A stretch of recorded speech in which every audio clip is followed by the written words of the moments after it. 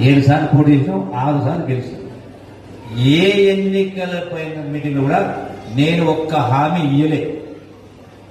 నేను ఇట్లా ఎమ్మెల్యేపై ఓట్లేనని మాట్లాడుతున్నాను. మా కార్యకర్తలు నాకు చోటు చెప్పారు, సార్ ఈ ఊరికి 500 ఎందుకు చెప్పండి, ఈ ఊరికి 10 కోట్లు శాంక్షన్ చెప్పండి చెప్పింది.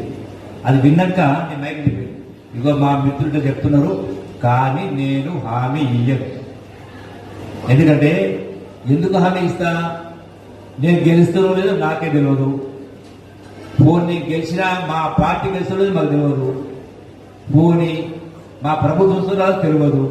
పోనీ మా ప్రభుత్వం వచ్చిన స్కీమ్ ఇస్తుందో తెలియదు. నా జేబుల నుంచి అంటే ఇచ్చారంటే ఇస్తా చెప్తా.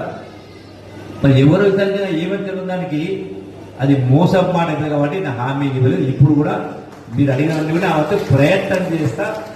కానీ ఆనాడు మా తాలూకాలో ఏ హామీ ఇవ్వకపోయినా అన్ని పనులు చేసిన, ఇక కూడా ప్రయత్నం చేస్తా. అర్థమైందా? నేను ఎందుకు చెప్తున్నా ఈ మాట అంటే, నా శాఖ కల్చరల్ శాఖ.